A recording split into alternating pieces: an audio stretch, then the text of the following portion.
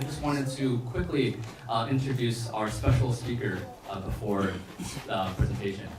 So because it's such a rare event to get to watch these sort of films, and also because I feel like they require contextualization, because they're not necessarily the Hanna-Barbera that we grew up with, but we should all be hungry to find out what were the contexts in which they were made.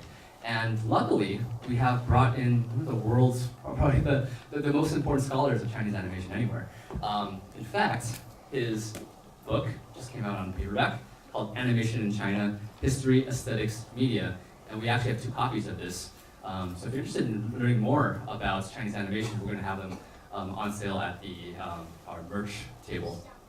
And Professor Sean Macdonald he teaches at Colgate University.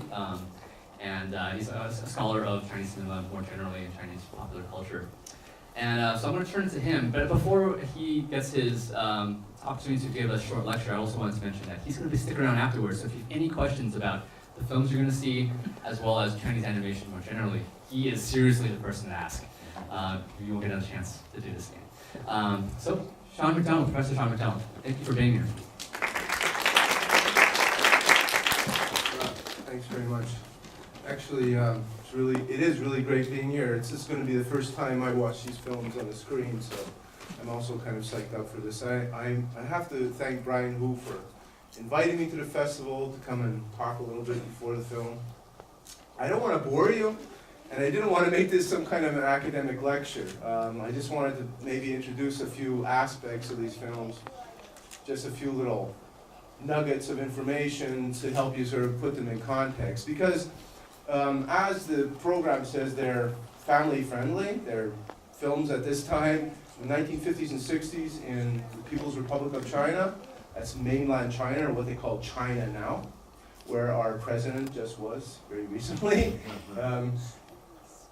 The films were basically made for kids. So there was a conscious effort to make films, animated films for children. In fact, there weren't a lot of films for children at all in People's Republic of China, but their animated films were for kids. So the first film that, if it's in the order that I think it is, the first film is called Pigsy Eats Watermelon. This film comes out in around 1959, and it's actually kind of interesting. It was sort of an experimental film. It was done with paper cuts. So even though paper cuts have been used in animation for a long time, in China it was kind of a new deal where they were sort of making the paper cuts look like a folk form, a form of folk art. And the coloring and everything like that, which again, it's going to be the first time I'm going to see this restored version, so I'm kind of excited about it. The other film came out around 1965, and it's called a cell animation. So that's kind of like your Bugs Bunny and Mickey Mouse animation. It's a 2-dimensional animation, and it's just about 2 young women who herd sheep on the Mongolian plains, and there's a snowstorm. Anyways, you'll get to see what's going on. But the 2 films are only separated by about 7 years, but actually 7 years is a long time at this period of time. So a lot of people kind of think that, China back in the day, back in what's called the revolutionary period from around 1949 to 1976 was, just one big swath of Mao books and everything. But actually it was pretty different. The film in 1959 is kind of cute and funny. It's kind of a further adventures of a character called Pigsy, who comes from a 16th century novel called Journey to the West. And Pigsy is basically, he eats too much. And basically, he doesn't share with his friends. And that's it's got a little lesson there, But the other film from 1965 is a little bit more heavy-handed. And there are some songs for Mao, Chairman Mao at the time, some songs for the party. And so you could call that straight out-and-out propaganda. However, in my humble opinion, the animation is quite beautiful.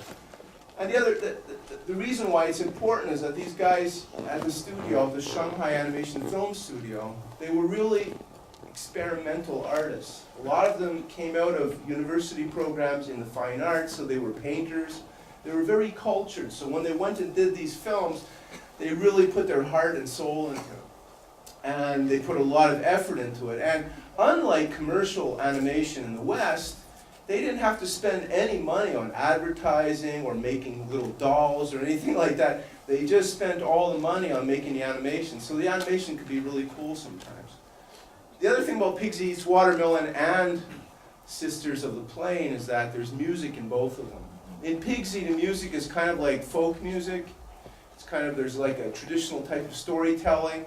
And Pigsy's lying on his back, burping, eating his watermelon. He starts tapping a song. And that song is kind of like old-fashioned storytelling in China.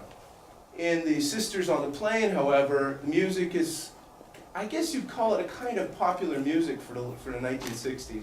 It's also based on folk music, but it's most definitely a little bit different than the Pigsy film. And again, it's a kind of propaganda. So both these films, although they're considered to be classics, they're classics for very different reasons. And one thing I'll say is not to promote it or anything, but because tomorrow there's a film called Have a Nice Day. The music and the imagery of these animated films has remained something that's very important in mainland China, and even in greater Asia, Southeast Asia. So these films did circulate. Even though they were propagandistic at times, people still liked them. Certainly people in China grew up with them. The music, the imagery. So even in rock music, for example, and popular music in China, you can still hear some of these riffs of this sort of pop, folk, revolutionary music sometimes, and the imagery even more so. Some of the imagery, for example, from Sisters on the Plains will reappear in the film that's going to be playing tomorrow called Have a Nice Day, in one little scene in the film. It's a kind of utopian imagery of a perfect world that the Communist Party was promising at that time. A dream, shall we say. They were always promising a dream, and these films are representative of that, some of the dreams that they were